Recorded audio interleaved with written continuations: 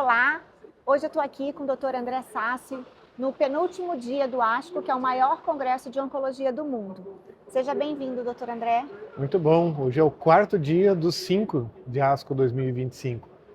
Bastante cansativo, bastante intenso esses dias. Então, já vamos começar com algumas perguntas que sejam interessantes para essas discussões. O que foi mais marcante nesse ASCO 2025? Alguma coisa que realmente vai mudar a conduta do oncologista no Brasil amanhã, quando vocês voltarem?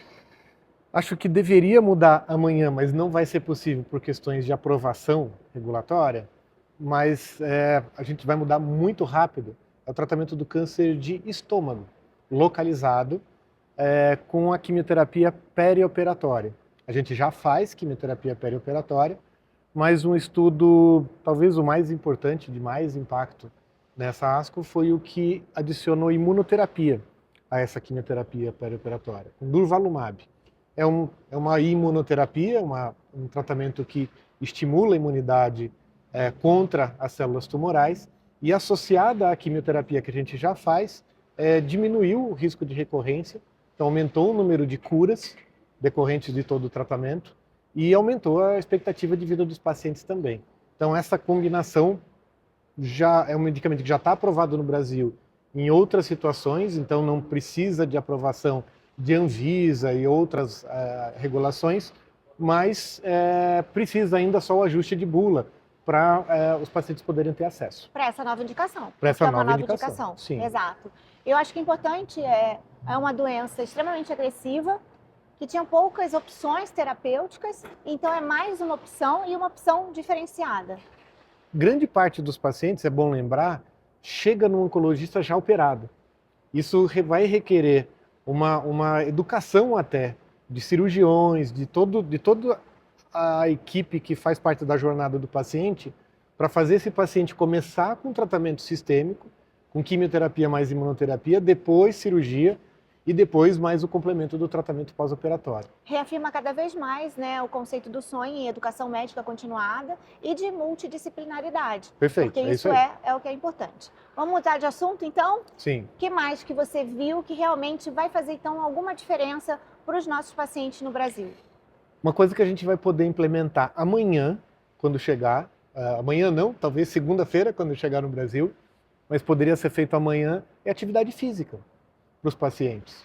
A gente viu estudos muito bonitos, você acompanhou a apresentação de perto, mas para mim foi muito impactante, é barato, é rápido e razoavelmente fácil de se implementar. O que você viu? Agora eu vou devolver a pergunta para você. Eu vi que o problema é o mesmo no mundo inteiro. É quem paga essa conta. As pessoas estão muito acostumadas a pagar uma cirurgia, a pagar o tratamento medicamentoso, mas o que realmente previne, ou até mesmo hoje se fala em tratar o paciente com câncer através de uma atividade física, uma dieta equilibrada, isso raramente ele é coberto pelas fontes pagadoras.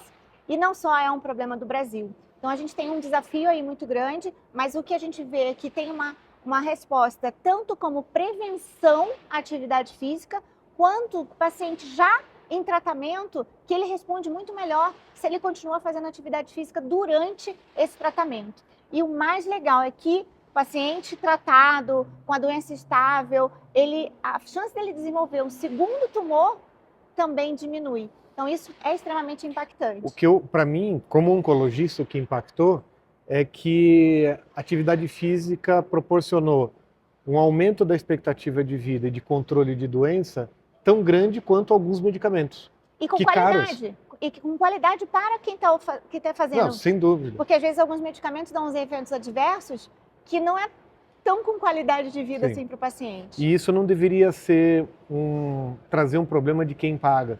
Porque se a gente imaginar o custo de medicamentos novos, a gente está falando de imunoterapia, de quimioterapia, de drogas associadas a anticorpos, que são extremamente caras. E o quanto custa, né? Um profissional de educação física associado à equipe multidisciplinar, se a gente for pensar no tanto benefício que a gente pode trazer. Ele custa pouco, mas vale bastante. Então, essa fica assim um ponto da gente realmente levar para o Brasil algumas discussões que a gente consiga convencer também as pessoas até do nosso redor também. Ainda falando em câncer de cólon e reto, Para mim, o que impactou de medicamento foi um estudo que avaliou trazer um remédio chamado encorafenib, uma terapia-alvo, para início de tratamento dos pacientes que têm um câncer de cólon chamado BRAF mutado. Eles têm uma mutação específica num gene chamado BRAF V600E, uma população selecionada, mas que até algum tempo atrás esses pacientes tinham uma doença extremamente perigosa, agressiva, praticamente catastrófica. Uma expectativa de vida às vezes de 6 meses ou menos. Não respondia bem à quimioterapia, não respondia bem aos anticorpos monoclonais que a gente tinha, não respondia bem à imunoterapia e nada. Hoje, a gente já tem no Brasil o encorafenib aprovado para pacientes que falharam essa primeira linha de tratamento, mas o estudo que foi apresentado agora demonstrou que a combinação de encorafenib com cetuximab e uma quimioterapia chamada FOLFOX combinação mostrou mais que dobra a expectativa de vida dos pacientes. Diminui a mortalidade para menos da metade e hoje, começando com essa estratégia, a expectativa de vida dos pacientes aumentou para mais de 30 meses.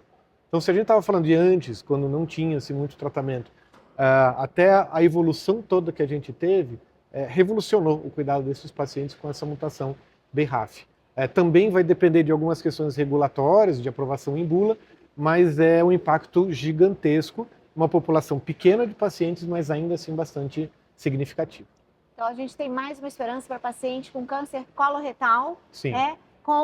Não são todos os pacientes, é para uma fatia desses pacientes. Mais ou menos 15%. Mas com uma esperança e uma expectativa de vida muito maior e melhor, Sim. Vamos dizer assim. Então, fica aqui também mais uma mensagem. Se a gente for migrar um pouco para outros tipos de tumores, câncer de mama, câncer de pulmão, alguma coisa que realmente tenha sido relevante, que vale a pena a gente discutir aqui? Acho que para câncer de mama, sim. Eu fico um pouco preocupado com o desenho de estudo, mas para câncer de mama HER2 positivo, a gente tinha já excelentes resultados com esquemas de combinação de anticorpos anti-HER2, que é um receptor de membrana das células, então representa, dependendo da região, mas entre 30% e 40% dos pacientes pode ter essa hiperexpressão. E o tradicional era a gente combinar a quimioterapia convencional com 2 anticorpos chamados trastuzumab e pertuzumab. A estratégia também foi trazer um medicamento que resgata pacientes que a doença piorou na vigência desse tratamento. Eles eram tratados com trastuzumab deruxtecan, que é um anticorpo droga conjugado à droga. E eles foi trazido para primeira opção de tratamento, o trastuzumab deruxtecan, junto com o pertuzumab e tirando a quimioterapia convencional.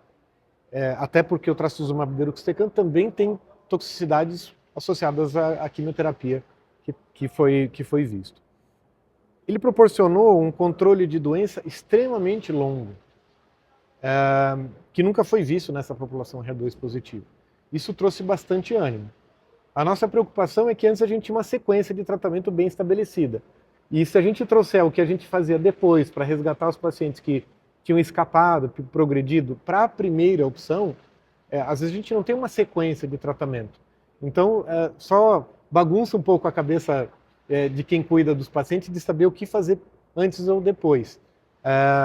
Se a gente não tem ainda dados que comprovem um aumento da expectativa de vida, ou sobrevida global dos pacientes, ainda é um pouco difícil a gente dizer que é um novo padrão de tratamento. Mas realmente mudou bastante. É impacto. Mas se eu for lembrar de um passado não muito distante, o câncer HER2 era o mais agressivo, era o que tinha maior mortalidade. Exatamente. E hoje em dia teve uma mudança na história natural desse tipo de tumor. E maior qualidade de vida também para essas pacientes, né, que são hoje 20% da população com câncer de mama? Até 30% são. Em algumas populações hoje, como até o diagnóstico de HER2 tem mudado, até tem aumentado um pouco mais. Então, aí fica mais um produto, ou mais um esquema terapêutico que pode ser que no futuro breve também faça diferença e passa a ser parte dos protocolos clínicos no Brasil. Uma estratégia parecida que foi tentada com câncer de mama com outra neoplasia foi câncer de bexiga. E não deu certo? Deu, mas assim, foi também trazido um medicamento chamado sacituzumab govitecan para pacientes que tinham recebido quimioterapia e que hoje a gente faz uma manutenção com imunoterapia depois. E trouxeram para fazer também um tratamento que a gente usava para resgate, trouxeram para fazer logo depois do fim da quimioterapia. Isso aumentou o tempo, a gente chama sobrevida livre de progressão, mas aumentou o tempo em que a doença volta a crescer depois de finalizada a quimioterapia. Então, uma média de 3, 4 meses para 1 ano. Só que assusta de muito efeito colateral, a custos muito altos, e às vezes alguns pacientes não precisariam receber esse tratamento tão agressivo. E eventualmente deixar para fazer esse tratamento agressivo, tóxico, quando a doença piorasse, talvez fosse equivalente do ponto de vista de expectativa dos pacientes como um todo no longo prazo. Então ainda não, esse não muda a nossa prática clínica, apesar de ter sido um estudo positivo. A mensagem que fica nessa ASCO é que, para mim, muitos estudos foram apresentados como positivos, mas me fizeram pensar se vale a pena aplicar.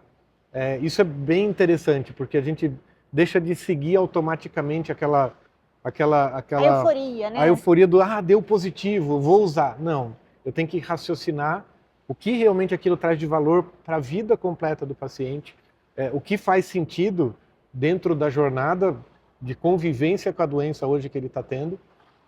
Eu costumo falar que hoje o paciente não trava uma batalha contra o câncer, ele convive com a doença. E a gente tem que fazer ele conviver da melhor maneira possível, sim, com os medicamentos que controlem efeitos da doença, sem trazer efeitos adversos muito significativos para a vida dele, para realmente aquilo tudo fazer sentido, fazer valer a pena viver. E câncer de próstata, alguma novidade? Olha, câncer de próstata tentou-se muito, a gente teve muitos estudos apresentados, nada muito relevante, nenhuma grande novidade.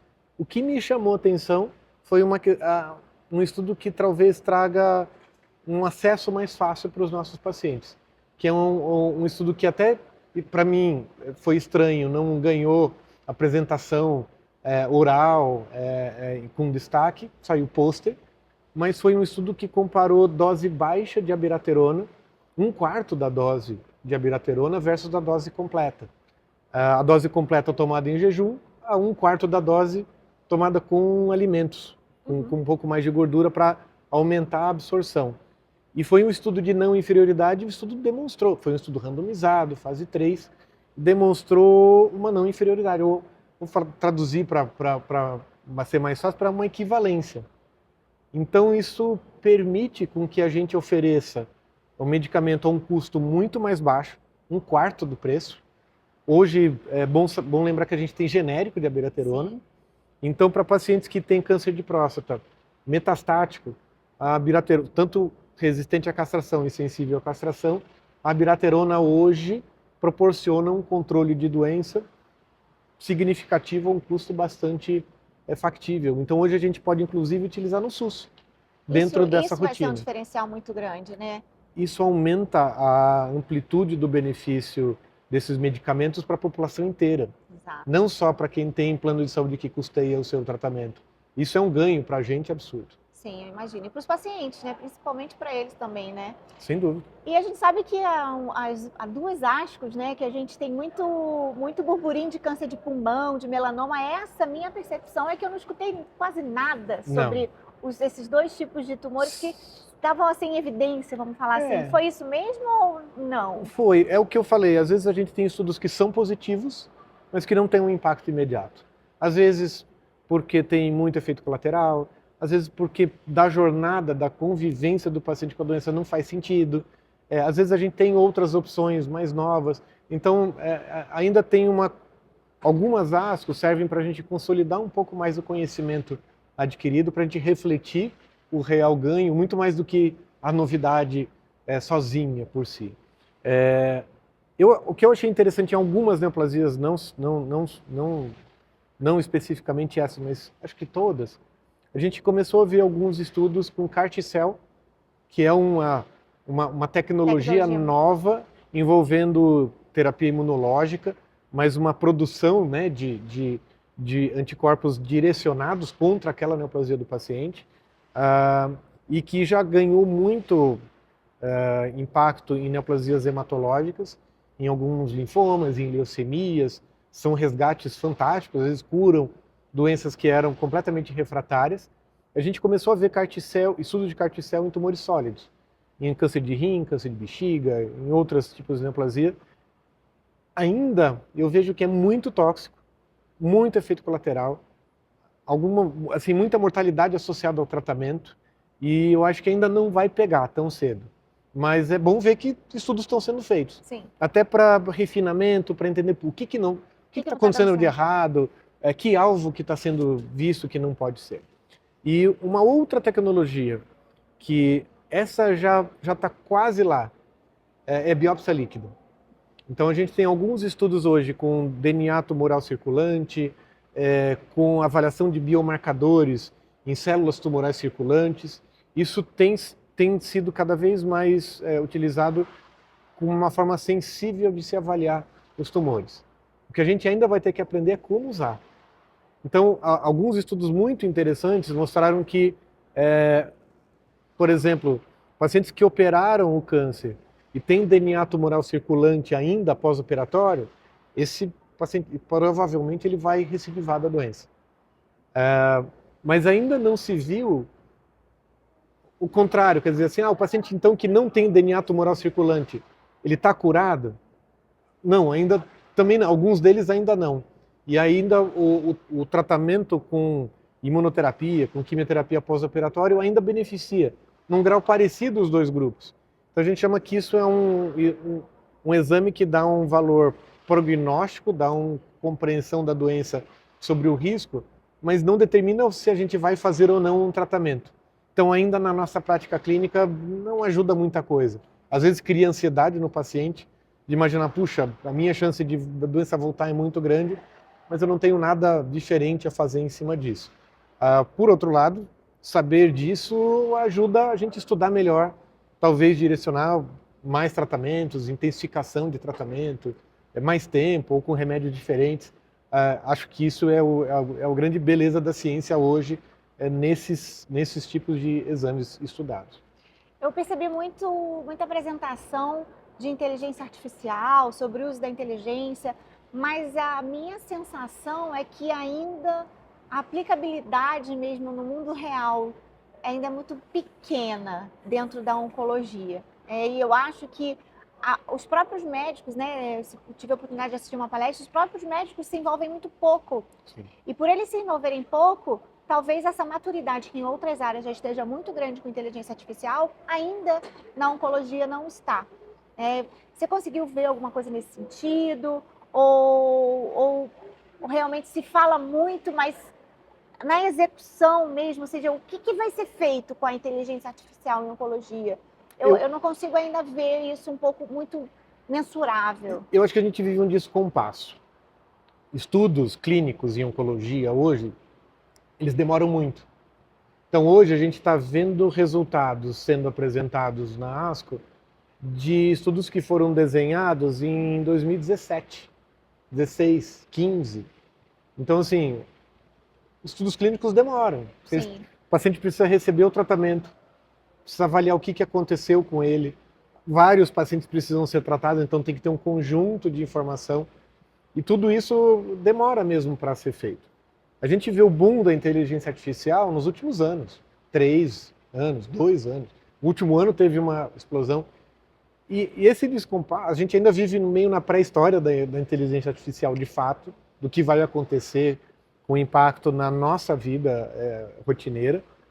E para a gente ver o impacto da inteligência artificial em estudo clínico, em desenho de droga, em compreensão das proteínas anômalas que tem, das mutações que existem, no desenho de moléculas e de drogas de alguns alvos específicos, eu não sei exatamente como que vai chegar, e acho que ninguém sabe. É um desafio enorme conciliar o desenho de estudo clínico com alguma coisa que a inteligência artificial possa vir. O que eu vejo muito sobre a inteligência artificial é algo de atuação na vida do dia a dia do paciente. Então, às vezes, de respostas rápidas, de avaliação de sintomas dos pacientes, toxicidade ao tratamento, quando é urgência, quando não é. Isso talvez já esteja acontecendo, mas o impacto real na vida de cada um ainda é muito pequeno. E a forma de medir isso, a consequência do que acontece na vida dos pacientes ainda também não está muito clara. E por isso eu acho que essa sensação de que as pessoas estão encantadas, mas ainda não sabem como captar resultados que sejam práticos. Sim. Eu fiquei muito feliz de ver que teve uma apresentação muito parecida com o nosso trabalho em Campinas, de inteligência artificial, através de pintas suspeitas de câncer de pele. E quem sabe, né, no futuro breve, a gente também publica o nosso resultado. Ainda falta um pouquinho, mas quem sabe a gente também não envia depois para um congresso. Eu acho que essa é a questão, né? A gente utilizar, conseguir resultados ultra rápidos. Sim. E conseguir solucionar o problema do paciente o mais rápido possível. E o problema talvez também seja a inteligência artificial, o que eu consigo ver muito, é que ela pode ajudar o sistema de saúde. Sim. Ela pode ser um ponto positivo para desafogar algumas áreas que estão afogadas hoje em dia, porque ela pode fazer leituras mais rápidas, ela pode otimizar o recurso financeiro. Então, acho que eu acho que a mensagem assim, que eu escutei, que é do mundo inteiro e que a gente também tem que levar para o Brasil, é que ela está aí, ela existe e a gente tem que saber usá-la da melhor forma possível. Porque se a gente quiser se isolar, vai acontecer de qualquer maneira. Vai acontecer. Só que talvez não como a gente gostaria. E ela não vai substituir nenhum profissional, eu acho. De jeito nenhum. Nem radiologista, nem patologista, nem o clínico que cuida do paciente. Mas ela vai servir de apoio. E vai servir de apoio para quem souber usar bem. E acho que essa é a grande diferença. Acho que ninguém vai conseguir ficar isolado. É porque que nem a tecnologia móvel, é como a gente hoje está gravando aqui em tempo real o que está acontecendo, era impensável há anos atrás, e essa evolução da tecnologia toda envolvendo a gente de uma maneira completa é inevitável. Tive a oportunidade de assistir, né, indo para a nossa outra área, né, nosso outro braço do sonho, que é a educação, algumas palestras que falaram um pouco sobre metodologias diferenciadas para treinamento de residentes, de fellow, e falou-se muito de podcast, falou-se muito de ferramentas que são um pouquinho fora da casinha, vamos dizer assim, que saem um pouco da sala de aula. Falou de tumorboard. Me conta o que a gente vai poder fazer amanhã, então. Amanhã, duas coisas que eu fiquei assim encantada. Uma é ter uma sequência, talvez um piloto, da gente ter alguns podcasts de treinamento complementar dos alunos. A gente fala de residente, mas se a gente tiver um grupo capaz de fazer mais aulas desse tipo, a gente conseguiria, né, gravar algo que eles vão estar no carro, indo para o hospital, indo para casa, eles podem escutar. Não é substitutivo, mas eles comprovaram que através dessa ferramenta, além de ter uma adesão muito grande, porque é uma geração hoje que gosta desse tipo de ferramenta, talvez seja um pouco até diferente da minha geração, eles têm uma adesão grande e, consequentemente, eles têm uma absorção maior do que é passado, do que quando comparado somente com o método tradicional, que é a sala de aula. Então, isso é um ponto bom. E o outro que eu acho que a gente pode implementar amanhã são pequenos tumorboards, né, onde o aluno, né, o residente ou o fellow, ele apresenta em 5 minutos o caso clínico e ele é discutido com o professor imediato, e se aquilo ali não foi resolvido, ele é levado para o professor-chefe. Então, acho que são coisas que desde o início da formação de um oncologista a gente poderia implementar. Né? Com métodos específicos e sendo mensurado. O primeiro que eles mensuraram foi a adesão, porque as pessoas vão ter que se expor desde o dia 1, né? Então eles mensuraram isso. Depois eles fizeram pequenos ajustes e aí eles conseguiram ver que realmente os alunos gostavam bastante dessa parte mais prática. Né? Eu acho que isso são duas coisas que eu gostei em termos de educação e que a gente pode, talvez, fazer alguns pilotos para fazer uma avaliação nesse sentido. Né? Então foram coisas importantes. Mais uma vez, a gente está aqui, o Grupo Sonho. Nós viemos em 3 médicos dessa vez, doutor André, doutora Suzana Ramalho, doutor Leonardo Silva. Você? E eu vim aqui também, mas para a parte mais administrativa, para a parte mais de educação. de espiritualidade, que é uma coisa que eu gosto bastante e que fiquei feliz de ver que tiveram algumas discussões específicas desse assunto. E foi muito interessante. A gente está indo embora com uma bagagem, talvez não com tanta mudança de protocolo clínico, né? Mas com questionamentos também. Eu acho que isso é importante, você refletir criticamente do que está sendo apresentado, e levar isso para a nossa realidade no Brasil, pensando sempre no paciente e no sistema como um todo. Eu vi, só para complementar, eu participei de algumas reuniões com esse sentido, de ter uma visão mais crítica dos resultados, de ter uma visão mais crítica do que é valor para o paciente, do que impacta diretamente a vida dele, por quê. E eu fico feliz que é uma bandeira que a gente sempre levou como grupo, né, de não seguir protocolos porque o protocolo está escrito, mas porque aquilo faz sentido para os indivíduos. E isso cada vez mais tem sido difundido, talvez com a explosão de tipos de tratamentos diferentes, cada vez mais personalização e tudo, e talvez o encarecimento também da oncologia como um todo, dos tratamentos, cada vez mais com preço mais alto. A sociedade de oncologia, os oncologistas não controlam o preço, mas eles podem controlar até a forma com que utilizam para poder atingir maior número de pacientes com tratamentos que realmente façam sentido para eles. Acho que esse é o grande desafio que a gente vive hoje, não só no Brasil, no mundo como um todo. Teve uma frase que eu vi em uma das apresentações que me chamou bastante atenção. Não é sobre o que é maior, não é sobre o que é melhor. É sobre o quanto você consegue se conectar com o seu paciente. Essa conexão e entender as dores dele e o que é realmente valor para ele é que realmente faz a diferença, eu acho que na vida dos pacientes e dos seus familiares, que é um adoecimento total de uma família. Sim. Muito obrigada por vocês terem acompanhado a gente. Temos vários vídeos especificamente de tratamentos nas nossas redes sociais, mas aqui a gente quis falar de uma maneira mais aberta, mais crítica, sobre o que realmente aconteceu nesse ASCO de 2025 aqui em Chicago. Obrigada. Um abraço.